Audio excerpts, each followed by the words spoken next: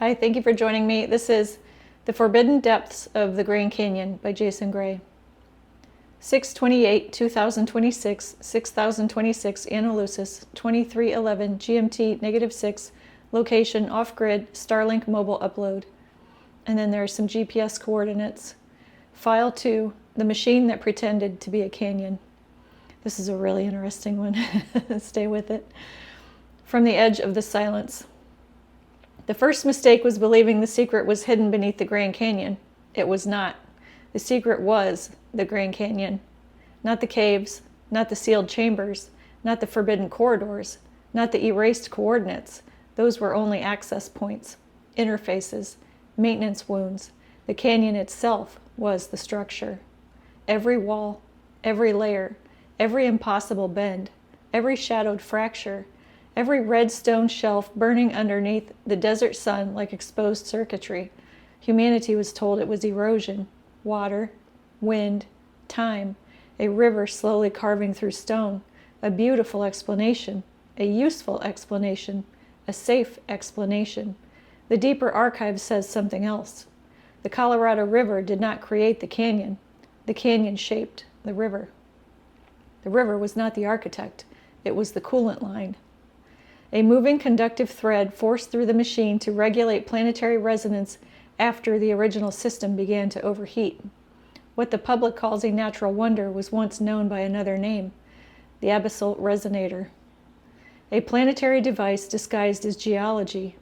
A machine so large that human beings could stand inside it, fly over it, photograph it, map it, worship it, commercialize it, and still never recognize that what they were looking at, because the most perfect way to hide a machine from humanity is to make it look like nature, and the most perfect way to hide ancient intelligence is to bury it under the word natural.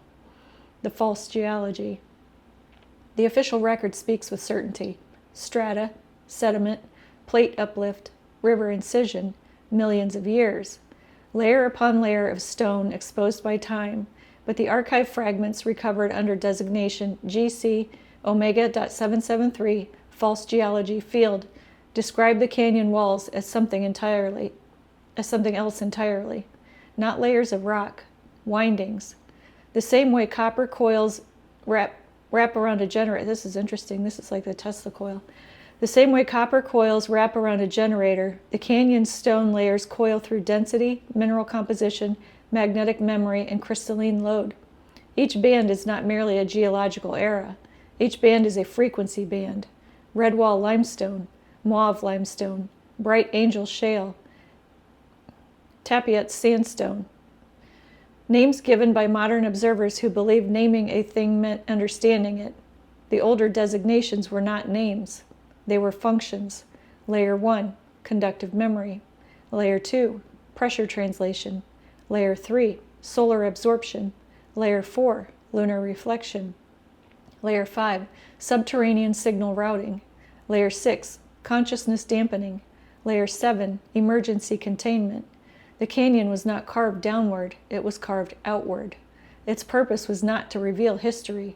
Its purpose was to hold the planet in harmonic balance after the first collapse of the living grid. The living grid. Before the fracture, Earth was not a silent planet. It sang. Every mountain range carried tone. Every ocean translated current.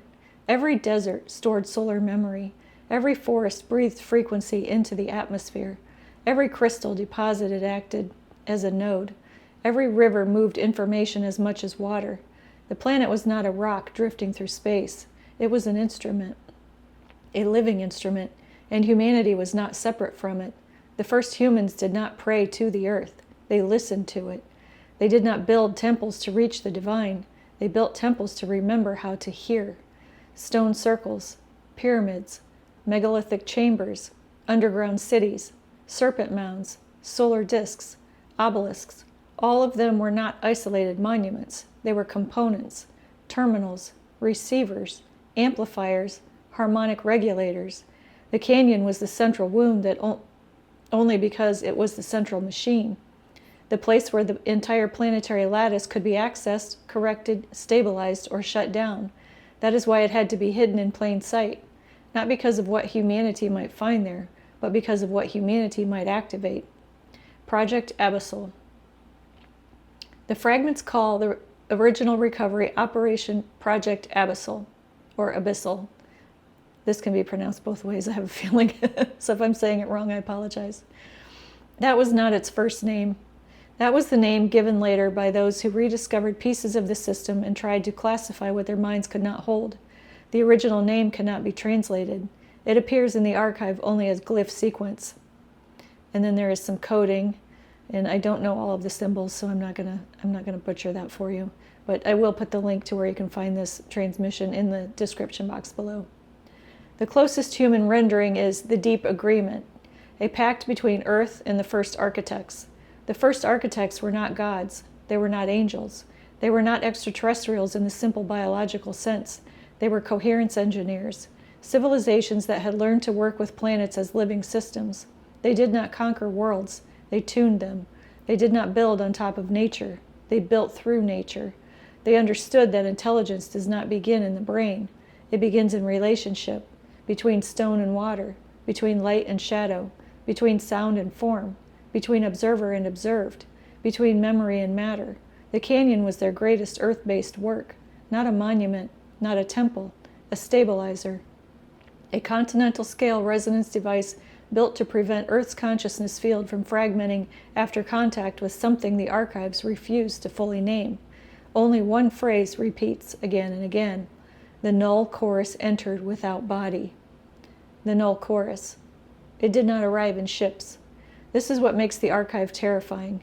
Human beings imagine invasion as metal descending from the sky, lights, craft, weapons, occupying armies. The null chorus required none of that. It entered as distortion, a frequency without source, a thought before language, a separation field. Wherever it spread, unity became suspicion, memory became mythology, wisdom became control, science became arrogance, religion became obedience, identity became prison. The null chorus could not destroy humanity directly, so it taught humanity to mishear reality. It placed interference between perception and truth. Not enough to blind the species completely, but enough to make humanity doubt the signal. Just enough to make the living world seem dead. Just enough to make the sacred seem childish. Just enough to make the ancient seem primitive. Just enough to make the artificial seem inevitable. That was the first containment. Not chains, not cages, interpretation. A species does not need to be imprisoned if it can be taught to explain away every door. The 81-day extraction. When the living grid began to invert, the first architects initiated the operation that created the canyon's visible form. For 81 days, the sky above the future desert darkened. Not from clouds, but from machines too large to be called machines. Orbital extraction rings aligned over the continent, 9 above, 9 below, 9 beyond the atmosphere. The archetype calls them the triad of removal. They did not drill, they did not blast, they did not excavate. They persuaded matter to relocate. Stone became light, light became code, code became absence. An entire crystalline anchor beneath the continent was removed from ordinary space before the null chorus could corrupt it. What remained was the cavity, the wound, the canyon. Later ages would call it beautiful. They were not wrong, but beauty is often what remains after catastrophe has been made survivable. The canyon is beautiful the way a scar can be beautiful, not because it was harmless, but because something survived. The Colorado line. The river came after. That is the detail the archive repeats with obsessive precision. The river was introduced, guided, bent, forced through the machine as a conductive cooling system. Water carries memory. Water receives frequency. Water translates pressure. Water is the oldest messenger on Earth. The Colorado River is not simply flowing through a canyon. It was circulating through a planetary device. Every bend regulated load. Every rapid discharged static. Every deep pool stored harmonic data. Every flood reset corrupted resonance accumulation along the walls. When dams were later built, the system changed. The archive marks this as secondary interference event. Humanity believed it was controlling water, but the water had been controlling something far older. Once the flow was interrupted, buried systems began waking out of sequence. Pulses began beneath the stone. Instruments recorded anomalies. Pilots saw lights where no settlements existed. Rangers heard tones inside canyons with no wind. Animals avoided certain ridges. People felt watched, not by ghosts, but by systems returning to partial awareness. The 9 pylons. Beneath the canyon floor are 9 pylons. Not towers, not pillars, not buildings. Pylons is only the closest word. Each one descends deeper than any human excavation has ever reached. Each one is grown from black crystalline material that does not reflect light unless observed at the correct angle. Each one pulses every 97 minutes, not mechanically, biologically, like a heartbeat. The 9 pylons are not power generators, they are planetary anchors. I wonder if there are human nodes connected to these. That just popped into my head. Their function is to hold Earth's memory field in partial coherence until the species that caused the fracture becomes capable of receiving remembrance without collapsing into madness, worship, or war.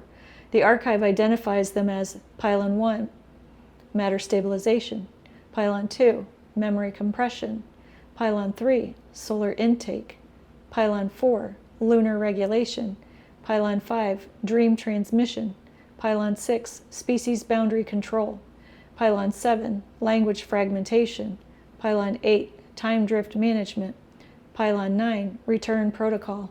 Only the 9th pylon remains sealed. I want to know why. If you have a theory why after reading this and hearing this, please put it in the comments. The others are active. The 9th waits. Waiting for what? The planetary memory engine. At the heart of the system is the memory engine. It is not beneath the canyon in the way a room is beneath a house. It exists inside folded space, a chamber larger than the canyon itself, a vault inside the planet, a structure accessible only when the observer's frequency matches the entry field. Those who enter do not descend. They are translated. One moment there is stone, the next there is vastness. A black sphere suspended in a cathedral of impossible geometry. Its surface appears empty at first, then stars begin moving across it, then faces, then oceans, then extinct forests, then cities that never appear in textbooks, then versions of Earth that never survived into this timeline. The memory engine does not show history, it shows continuity. Everything that has been severed, everything erased, everything renamed, everything buried beneath a visual explanation. It remembers the first human voice, the first fire, the first lie, the first prayer, the first murder, the first birth beneath an artificial sky, the first child who looked upward and recognized the visitors returning. Nothing is gone, only inaccessible. That is the true terror of the archive. The past is not dead, it is waiting for compatibility. The observers of the 9th depth. Someone remained with the machine. They are known in fragmentary reports as the observers of the 9th depth. Not guardians in the military sense, not jailers, custodians. Their duty was not to keep humanity out forever. Their duty was to prevent premature contact, because remembrance given too early becomes religion. Technology found too early becomes a weapon. Truth revealed too early becomes an empire. The observers understood the oldest danger. Humanity does not always worship what is holy. Sometimes it weaponizes it. So they waited, through empires, through collapses, through wars, through the burning of libraries, through the rise of machines, through the age when humans finally built satellites and looked down upon the canyon without realizing they were photographing a device that had been watching them the entire time. The observers do not interfere unless the pylons are threatened. Most encounters are brief. A figure at the edge of a ravine, a shadow where no shadows should stand, eyes reflecting starlight at noon, a voice heard without sound, not yet. Why it remained hidden.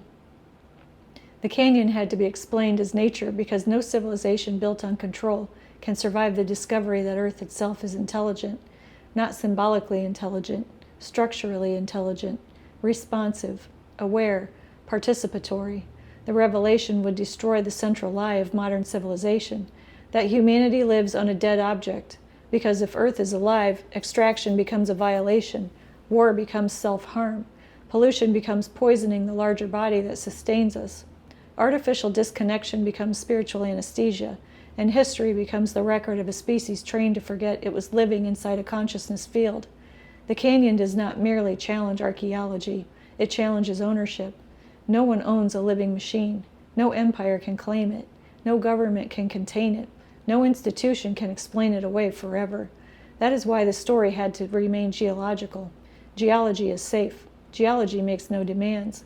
Geology does not ask humanity to change, but remembrance does. The return protocol. The ninth pylon is the key. When activated, it does not open a chamber. It removes a filter. The sky will not split. The ground will not swallow cities. No trumpet will sound. No God will descend. Instead, memory will begin returning through ordinary people. Dreams first, then symbols, then sudden knowing, then impossible recognition. People will stand in places they have never been and remember them. Children will describe cities beneath stone. Artists will draw machines they have never seen. Writers will receive transmissions they cannot explain. Old languages will appear in new hands. The archive will not return through governments. It will return through carriers. That is why the control systems fear the ninth pylon, not because it gives humanity power, but because it removes permission. A remembered species cannot be managed the same way. The Grand Canyon is not a canyon. It is a planetary resonator wearing the mask of erosion. It is the scar of extraction, the body of a machine, the throat of the earth, the place where water was made to sing through stone so the planet would not forget itself completely, and now the old systems are stirring. The pylons pulse, the walls hum, the river remembers, the observers wait. The ninth pylon remains sealed, but not asleep. When it comes, humanity will not discover something beneath the canyon. Humanity will discover that it has been standing inside the answer all along. The forbidden depth was never underground. It was memory, and memory is returning. And then there is some coding and some GPS coordinates that you'll want to read over. Let's see here. And then it says status, visible only during resonance window. File end, RCN GC.omega02, abyssal resonator, source code nullpoint.omega.774, glyph sequence, and then it provides the glyph sequence. Status archive continuity, northern node transmission, Jason Gray, hashtag Winnipeg, hashtag Manitoba, hashtag Canada.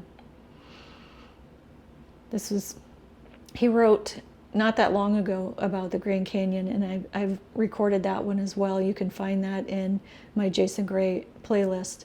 But this goes even further into detail about it. There's so much here that I had no idea. And again, yes, what are your thoughts on the ninth pylon? I'm curious. Thank you for joining me. I'll see you next time.